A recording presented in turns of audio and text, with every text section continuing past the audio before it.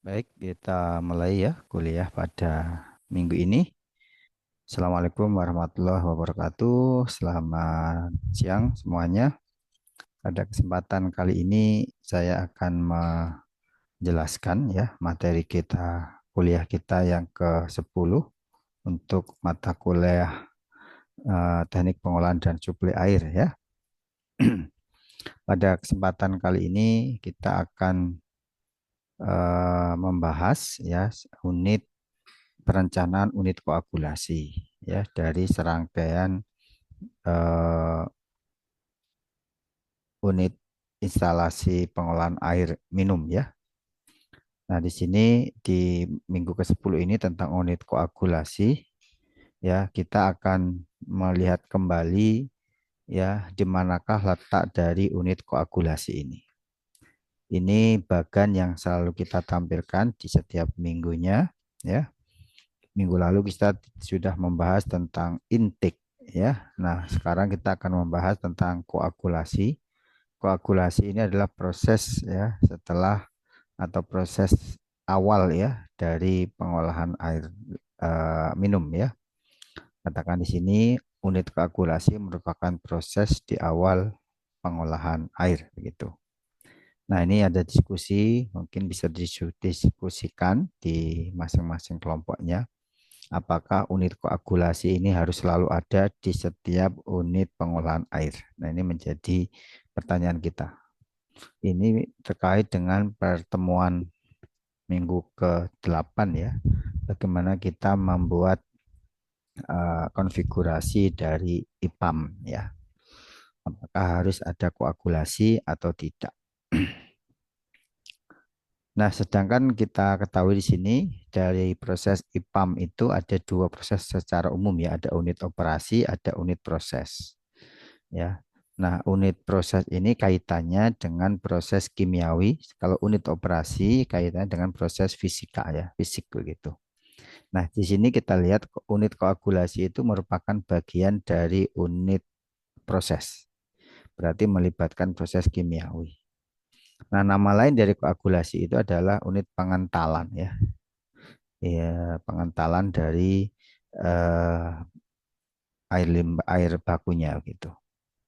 Nah, kenapa disebut unit proses? Karena di sini kita lihat menyatakan proses penambahan ya bahan kimia nah, ya yang kita sebut sebagai koagulan nanti itu ya untuk mendorong penggumpalan partikel-partikel dalam proses flokulasi.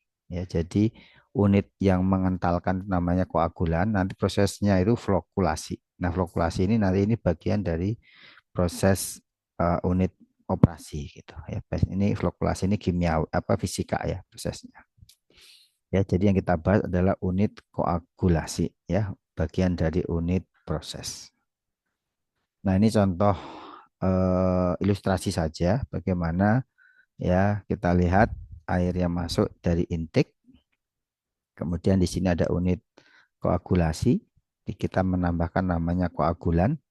Ada proses pengadukan cepat, kemudian pengadukan lambat ya sampai nanti akan terpisahkan antara eh, padatan ya dengan airnya gitu ya dengan cairannya gitu ya seperti ini ya.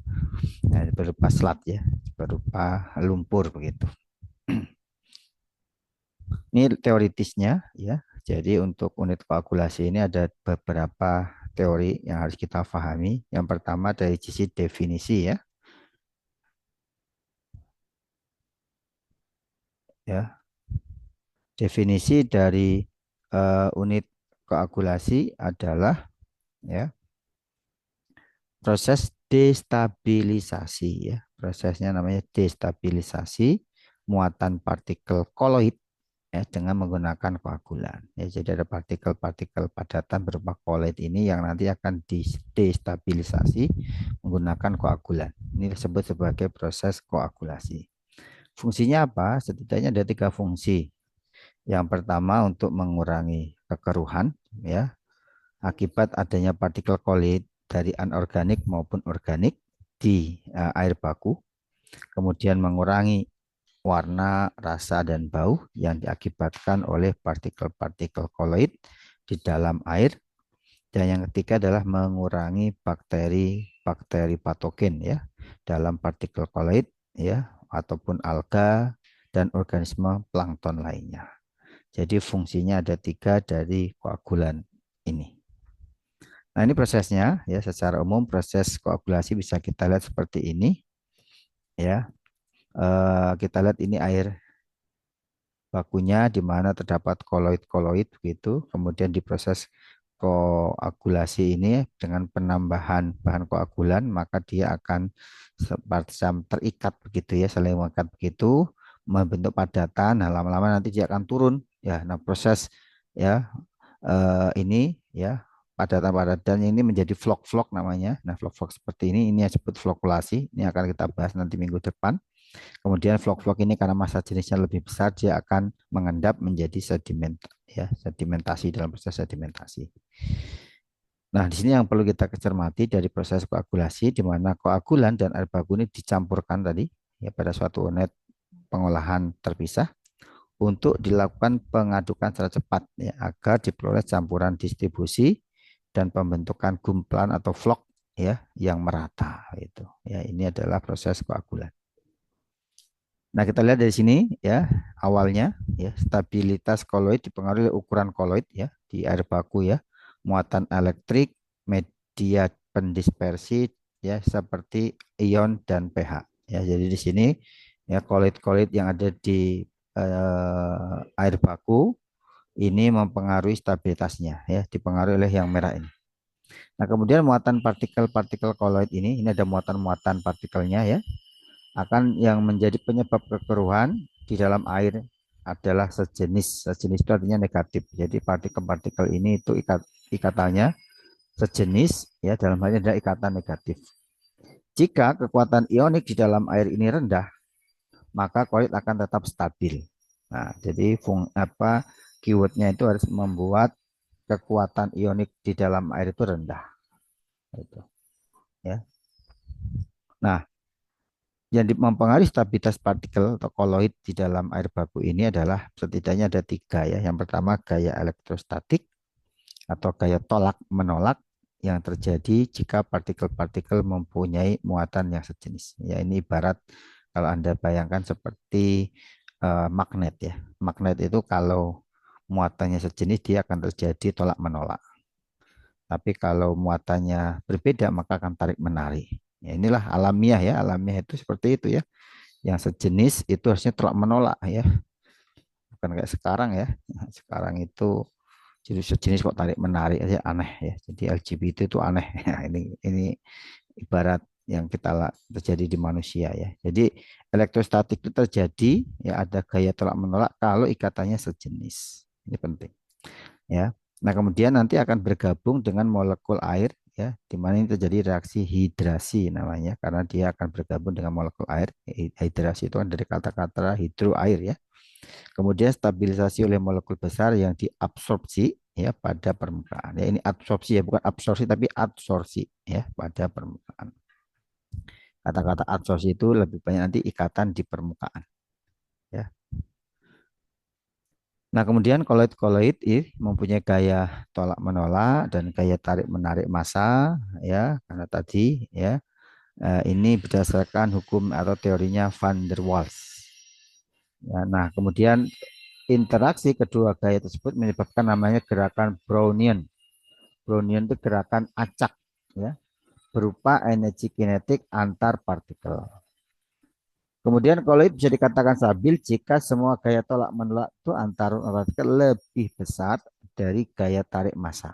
Nah, jadi tolak menolak itu lebih besar dari gaya tarik massa sehingga pada rentang waktu tertentu tidak terjadi aglomerasi. Apa itu aglomerasi? Aglomerasi adalah penggumpalan yang harus dihindari ya. Jadi kita menghindari penggumpalan supaya nanti yang terjadi itu vlog bukan gumpalan ya, tapi vlog. Ya. Nah ini proses aglomerasi ya yang harus dihindari ya. Makanya ya oleh karena itu kita lihat di sini gaya interaksi di antara partikel dapat diubah dengan pembubuhan zat kimia. Jadi ini ada intervensi ya supaya gaya interaksi tadi yang di sini yang dia gerakannya acak ya dalam koloid di dalam air bakunya itu Oleh karena itu kita butuh intervensi, dalam hal ini adalah pembubuhan, penambahan zat kimia. Ini nanti dia sebagai donor muatan positif. Ya, tadi kita lihat kan dia katakanlah muatannya negatif ya. Dia muatannya tadi saya ulang dulu lagi, dia muatannya negatif, koloid-koloid ini, maka harus ada zat dari luar. Di sini adalah koagulan kita sebutnya yang memiliki muatan positif supaya gaya tarik menarik menjadi lebih besar. Nah, ya, ini fungsi dari koagulan ya. Untuk kemudian untuk destabilisasi ada beberapa mekanisme yang berbeda. Ya, yang pertama kompresi lapisan ganda listrik atau compression of electric double layer dengan muatan yang berlawanan ya. Tadi kata negatif, yang ini positif. Kemudian mengurangi potensial permukaan yang disebabkan oleh absorpsi molekul yang spesifik dengan muatan elektrostatik berlawanan ya. Jadi ada absorpsi ya nanti ya. Absorpsi molekul organik di atas permukaan partikel bisa membentuk jembatan molekul di antara partikel. Kemudian penggabungan partikel koloid ke dalam senyawa presipitasi yang terbentuk dari koagulan atau flokulan. Ya, jadi digabungkan nanti ya. Jadi ada di sini presipitasi itu pembahasan di unit proses ini berbeda dengan presipitasi di hidrologi ya. Kalau presipitasi hidrologi kan hujan. Kalau di sini tuh ya apa jatuhnya padatan ya ke dalam ke dalam dasar larutan ya, dasar airnya itu namanya presipitasi ya. Jadi ini ada penggabungan partikel koloid ke dalam senyawa presipitasi nanti yang terbentuk ya dari koagulan dan flokulan. Jadi setelah ada penggabungan ini dari partikel koloid dan koagulannya itu nanti akan terjadi proses presipitasi ya.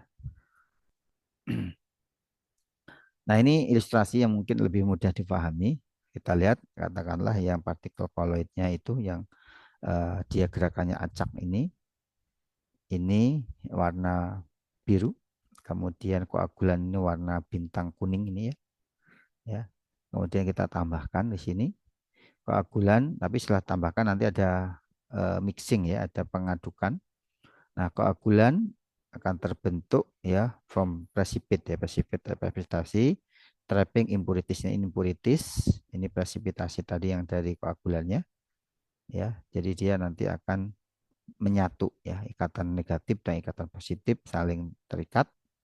Nah, kemudian presipitasi dan trap impurity settle to the bottom ya. Kalau ketika dia sudah saling mengikat, terjadi gumpalan vlog, kemudian dia akan turun ke bawah dan settle ya. Ya, sini. Ya, ini. Ya.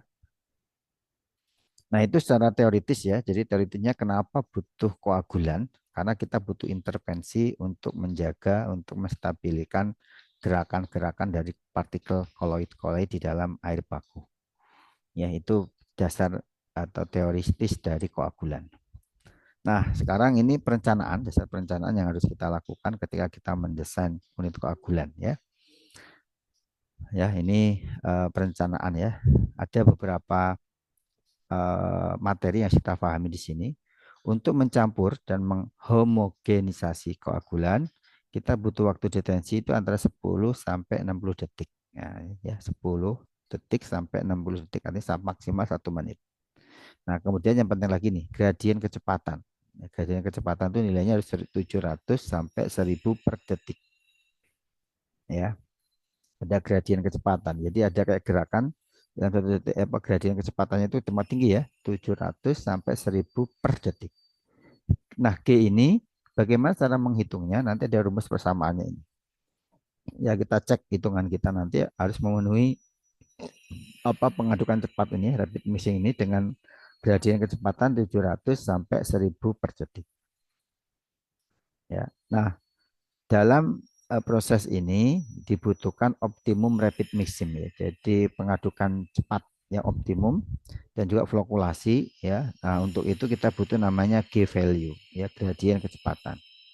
G value konsep ini dikembangkan oleh namanya Kemp and Stein ya. Kemp and Stein tahun 1943 dan sekarang sangat luas ya penggunaannya dalam proses rapid mixing ya, termasuk juga flokulasi. Nah, ini mereka membuat persamaan ini ya.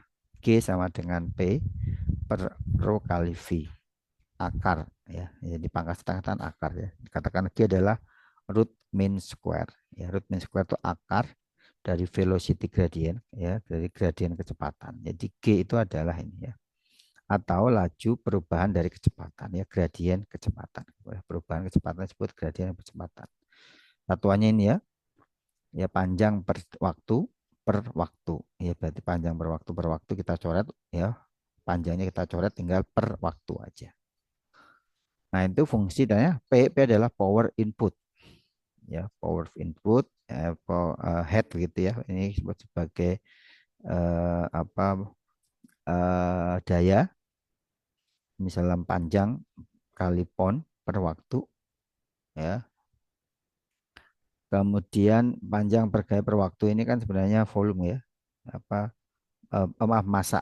Ini kan pon itu kan berat ya, massa kali panjang per waktu.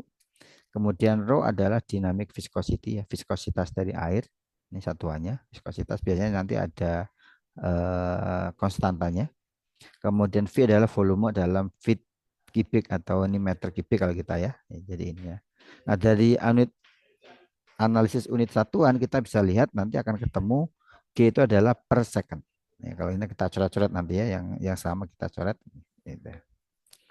Ya.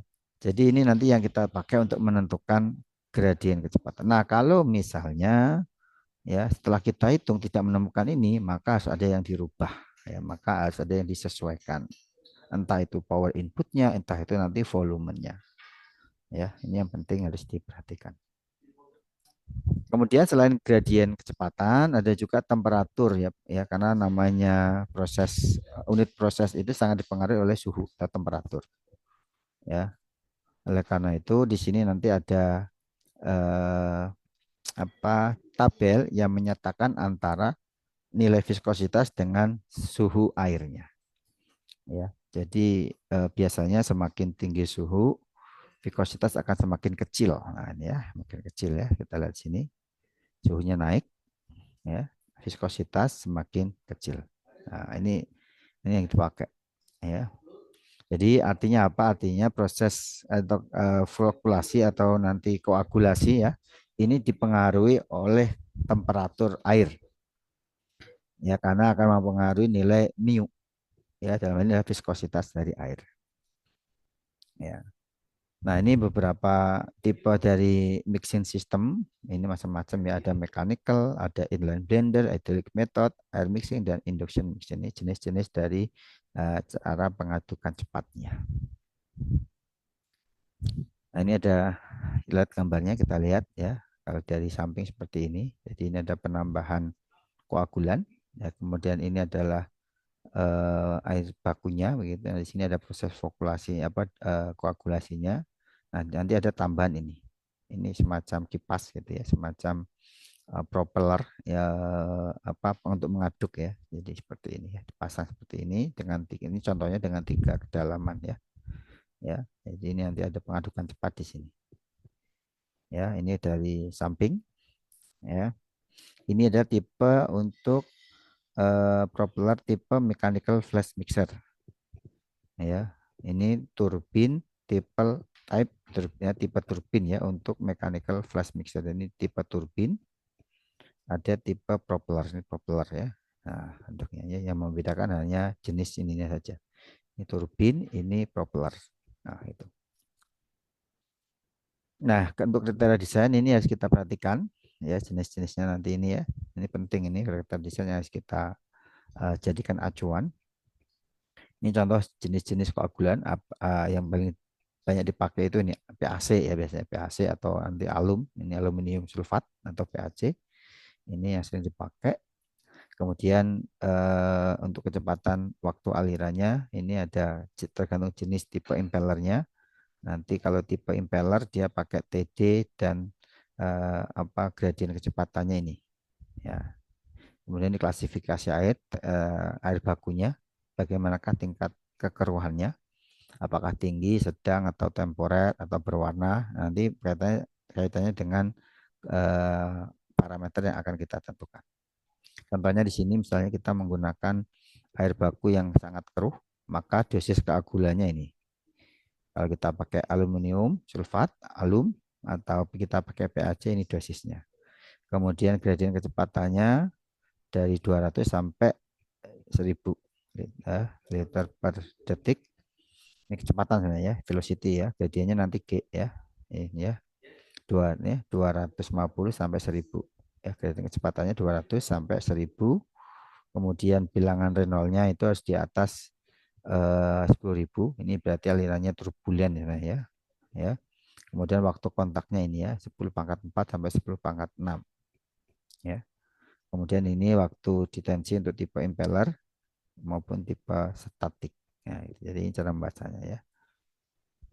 Ya, jadi kalau misalkan di sini kalau tidak ada berarti sebenarnya dia tidak butuh pengadukan ya. Dia cuma butuh karena kekeruannya temporer ya. Tapi kalau sampai berwarna kita menggunakan kriteria yang ini. Ya, jadi ini cara membaca tabel kriteria desainnya. Nah, kemudian jenis-jenis koagulannya ini banyak sekali, tapi yang umum dipakai tadi ya, alum dan PaC biasanya. Meskipun yang lain juga banyak ini ya. Ya, ada alum cair ya, ada besi chloride, besi trichloride ya, ferrin chloride ya, besi sulfat, besi persulut ya, kopras dan macam-macam ya. Nanti bisa dipelajari ya. Ini bentuk dari apa jenis koagulannya. Ini warnanya seperti ini ya. Oke, saya kira nanti bisa dipelajari untuk ini. Nah, kemudian untuk menentukan eh, apa menguji proses koagulasi itu namanya proses jar test. Nah, ini harusnya Anda bisa belajar nih jar test ya. Jar test merupakan metode standar yang dilakukan untuk menguji proses koagulasi ya, yang menghasilkan dosis optimum. Jadi dari jar test itu nanti kita akan mencari dosis optimum penambahan koagulan. Kemudian lama pengendapan, serta volume endapan yang terbentuk untuk acuan dalam pemberian dosis koagulan. Jas terdiri dari 6 buah batang pengaduk yang masing-masing mengaduk 1 buah gelas dengan kapasitas 1 liter. 1 buah gelas berfungsi sebagai kontrol dan kondisi operasi dapat bervariasi antara 5 gelas yang tersisa. Contohnya ya nih ya, ini gelas-gelasnya seperti ini. Nanti ada kontrolnya ya. Jarta sebaiknya dilakukan setiap beberapa hari ya, setiap beberapa bulan atau tahun bahkan musim ya, terutama pada kondisi saat di mana terjadi perubahan kadar air secara kimia.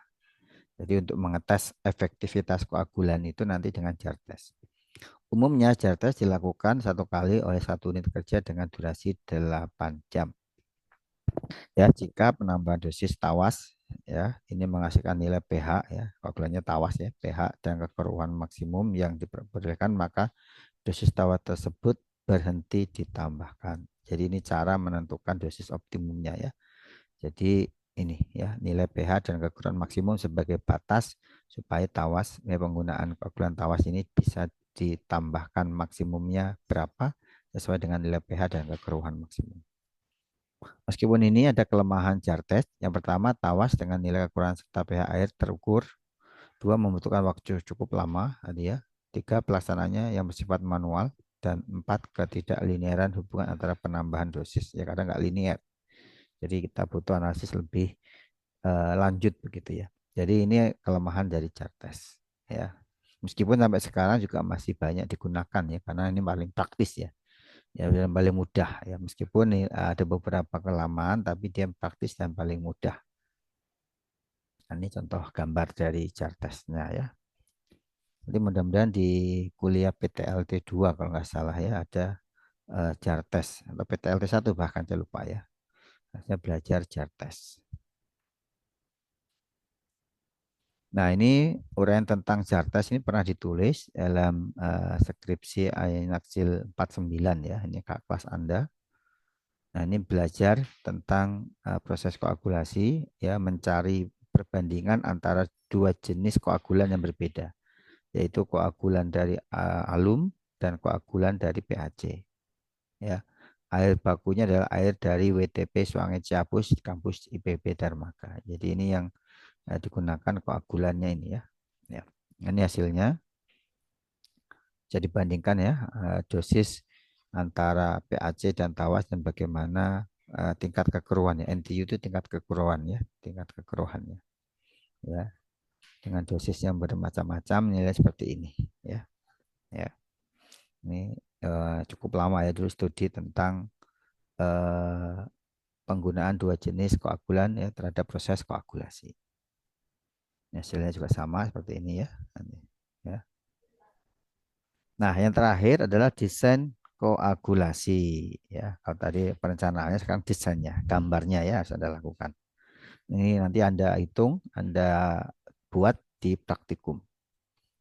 Nah, untuk melakukan desain ini ada beberapa data perencanaan yang dibutuhkan. Yang pertama, data informasi pradesain meliputi debit aliran harian maksimum, jenis dan dosis koagulan, kemudian waktu detensi dan gradien kecepatan. Ini ada data yang kita miliki untuk pradesain. Kemudian data informasi desain awal ya, yang kita butuhkan adalah tata letak dan fasilitas terkini serta ukuran umum, lokasi dan geometri fasilitas yang diusulkan. Kemudian pengusulan jumlah unit untuk chemical feedernya ya, pengumpan bahan kimianya, kemudian juga pengadukan cepat. Kemudian yang ketiga adalah jenis dan lokasi unit pengolahan bahan kimia yang lain untuk proses koagulasi seperti karbon bubuk, oksidan fit atau kalium permanganat, bahan kimia untuk partial softening dan juga untuk disinfektan. Nah, sini yang harus diperhatikan adalah application point, tingkat dosis dan persyaratan penanganan dan penyimpanan bahan kimia. Ya, ini penting ya karena kita menggunakan bahan-bahan kimia yang bisa jadi berbahaya ya. Maka harus memperhatikan K3 di sini. Ya, termasuk ini ada penanganan dan penyimpanannya harus kita ikuti ya. Kemudian yang ketiga, yang C adalah data informasi yang harus diperoleh dari pemilik dan operator. Ini terkait dengan jenis peralatan dan pabrikan ya. Namanya pemilik itu kan ingin menyesuaikan dengan budget misalnya kan. Kalau operator menyesuaikan dengan kemudahan operasinya. Ya, maka di sini harus butuh data preferensi terkait jenis peralatan dan pabrikan, kemudian preferensi terkait desain koagulasi. Kemudian yang keempat adalah data informasi yang akan dikembangkan oleh perancang unit ya. Kemudian parameter desain minimum ya oleh otoritas pengawas terkait, jenis, ukuran, batasan, ketersediaan chemical fit dan peralatan proses koagulasi. Nah, ini adalah data terakhir yang harus dimiliki yang berkaitan dengan perancangan koagulan ya, ya.